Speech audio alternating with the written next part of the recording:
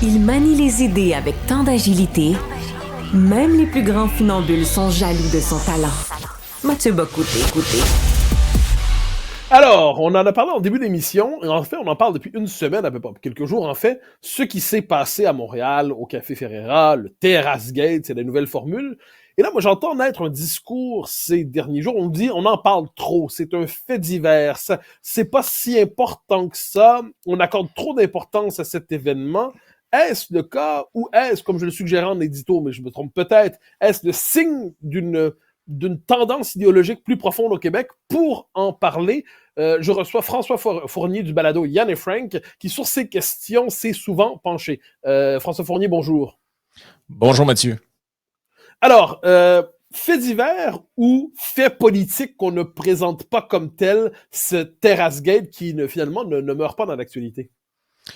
Non, je ne pense pas que ce soit un fait divers. Je pense qu'on est face à une administration et c'est pas typique nécessairement de Montréal. C'est typique de plusieurs grandes villes qui se sont ultra bureaucratisées dans les dernières décennies.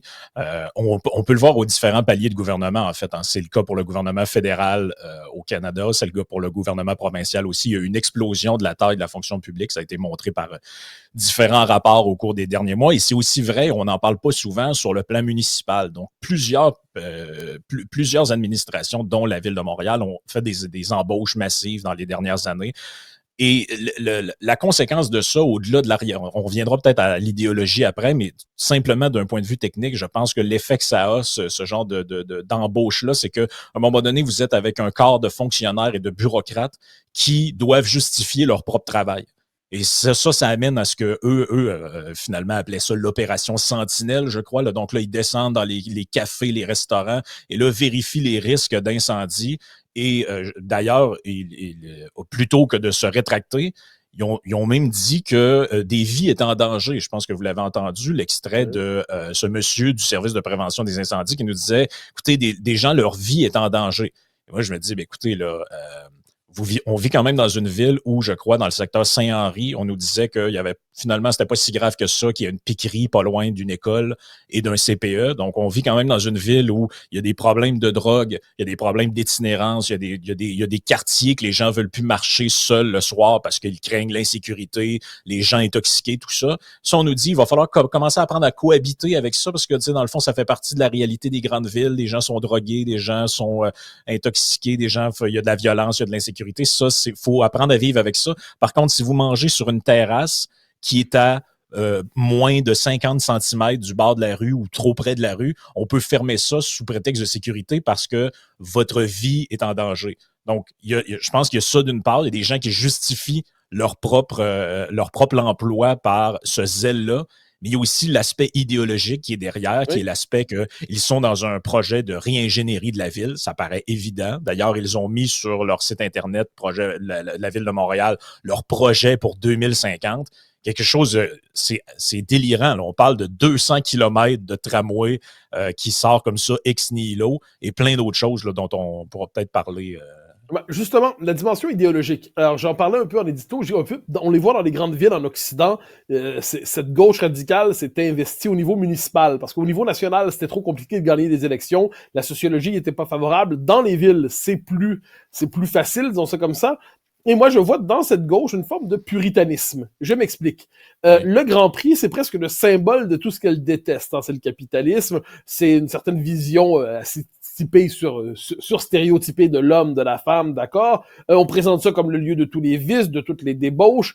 Et la propriété privée d'un restaurant, le Ferreira, qui est pas la bénérie du coin, ça, c'est associé à un restaurant de riches, entre guillemets. J'ai l'impression que cet événement condense aussi ce puritanisme qu'autrefois on prêtait au curé à col romain, mais qu'aujourd'hui me semble correspondre davantage à cette gauche qui dirige Montréal. Ben, c'est ce qui est paradoxal avec la gauche telle qu'elle a évolué dans les dernières décennies, c'est que, je veux dire, j'ai pas vécu cette époque-là, j'étais trop jeune, mais moi, je me souviens d'une époque où la gauche avait comme slogan « Il est interdit d'interdire ». C'est ça, mais Et il n'a jamais ensuite, cru, ça, si je peux me permettre. non, elle n'y a peut-être jamais cru, mais c'était un slogan et c'était, tu sais, moi j'ai connu beaucoup de gens qui se réclamaient de la gauche et il y a quand même plusieurs années de ça et dans leur esprit, on sentait qu'il y avait un peu cette idée qu'il fallait vivre et laisser vivre, il fallait, tu sais, un peu cette vieille mentalité-là que les curés d'autrefois nous ont dit comment vivre. Maintenant, tu sais, c'est un peu l'anarchie, il faut ni Dieu ni maître, tu sais, c'est des slogans qu'on entendait et maintenant on a l'impression qu'en fait, ces gens-là veulent des maîtres, ils veulent se faire dire quoi faire, ils veulent nous dire quoi faire surtout. Et je pense qu'il y a vraiment effectivement une espèce de puritanisme de gauche qui s'installe au niveau municipal, notamment pour des raisons, j'ai envie de dire démographiques, hein, parce qu'on le voit, toutes les cartes le montrent, on l'a vu avec les élections en Europe. Vous voyez que dans les villes, dans les grandes villes, c'est là où se concentrent les poches électorales de la gauche parce que ils visent une certaine, leur discours vise une certaine clientèle, soit issue de l'immigration, soit issue des milieux les petites professions libérales, les professeurs d'université, les étudiants. Donc, c'est là qu'est leur clientèle et donc c'est là qu'ils peuvent performer d'un point de vue électoral. Mais ça me paraît évident que ces gens-là sont sont dans l'idéologie. Là. Quand vous regardez ce que la ville de Montréal fait, c'est un projet d'ingénierie sociale. Ça paraît évident. Ils nous disent dans leur rapport qu'ils ont publié hier, un peu pour faire diversion de la crise qui est en place, ils nous disent en 2050, 2 déplacements sur 3 à Montréal se feront soit par la mobilité active, là, c'est-à-dire marcher. Finalement, ça, c'est l'autre truc qui est intéressant. Ils ont toujours des mots, des beaux mots pour camoufler autre chose. En réalité, ce qu'ils font, c'est une guerre à l'auto. Ils nous disent, c'est un transfert modal vers la mobilité active. Mais comme c'est bien dit, comme c'est beau, mais en réalité, ce que ça veut dire concrètement, c'est emmerder les gens qui ont une voiture, couper des espaces de stationnement, empêcher, mettre des sens uniques, piétoniser des rues. C'est ça que ça veut dire. Mais ils ont des beaux mots pour qualifier des réalités qui sont peut-être pas aussi belles que celles-là. Et au travers de ça, vous avez tout le discours de la gauche woke qui est là-dedans. Je ne sais pas si vous avez vu ça, mais c'est tout à fait hilarant. Là. On nous dit que sur la rue Peel, donc où s'est passé les événements du Café Ferrara, on nous dit que la ville a mené des fouilles archéologiques et qu'ils ont découvert un village, je crois, iroquois du 14e siècle et que là, dans le plan d'urbanisme de la ville, on devait prendre en compte cette réalité-là pour que puissent cohabiter les Autochtones et les Allochtones. Donc ça, c'est nous, ça, ça, c'est nous, les allochtones. Donc, je note que ce terme allochtone, j'y reviens un instant, c'est pas qu'il y a la ville qui l'utilise. J'ai déjà entendu des personnalités politiques de tous les camps le faire, et ça témoigne quand même d'une névrose. L'allochtone, c'est celui qui parle l'autre langue. Or, se qualifier soi-même d'allochtone, c'est s'extérioriser soi-même de soi-même. C'est-à-dire, je suis l'autre, je ne suis pas moi, je suis l'autre. Il y a quand même dans ce terme allochtone toute la névrose identitaire de l'Occident d'aujourd'hui. absolument. Et tu sais, je veux dire, Montréal n'est plus une ville francophone. Montréal n'est plus une ville fondée par des Français. Tu sais, Maisonneuve, oublions tous ces gens-là. C'est d'abord un endroit autochtone auquel s'est ajouté des allochtones. Bon, qui sont les allochtones? Les Irlandais, les Français, les Anglais, on n'en a aucune idée, en fait. Là. Donc, c'est une espèce de bouillabaisse identitaire un peu délirante.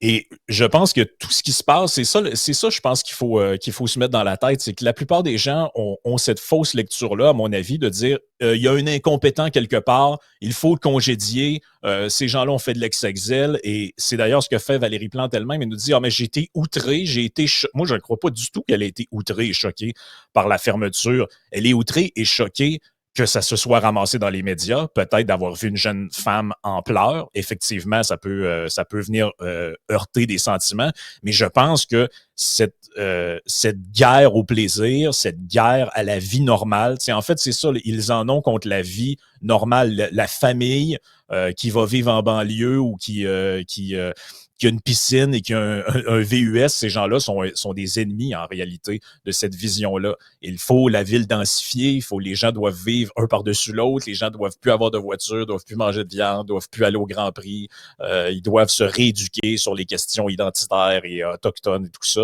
Donc, tout ça, pour moi, s'inscrit dans une logique. Je suis d'accord avec ce que vous avez dit. Je ne pense pas que c'est elle qui a appelé en disant « faites fermer ces endroits-là », mais le fait que ce type d'opération-là soit autorisé dans des fins de semaine montre que l'administration n'a pas de problème finalement avec le fait d'aller emmerder des gens parce que le règlement, c'est le règlement. Donc, conformez-vous ou sinon, on vous ferme. Et là, je pense que le commun des mortels regarde ça et se dit, mais écoutez, il y a des gens qui occupent illégalement des terrains privés dans des universités. Et même les juges disent, non, je ne vous donne pas d'injonction finalement. Ça prend une injonction pour faire dégager ces gens-là qui occupent illégalement des terrains. Par contre, un honnête restaurateur qui paye ses taxes et ses impôts, qui même demande les autorisations à la ville, qu'on lui confirme que c'était correct, ben toi, si tu ne te conformes pas au micro-virgule de cette nouvelle bureaucratie tentaculaire et réglementaire-là, on peut te faire fermer sans problème. François Fournier du balado Yann et Frank, merci infiniment pour votre temps ce matin. Merci à vous. Merci, Mathieu.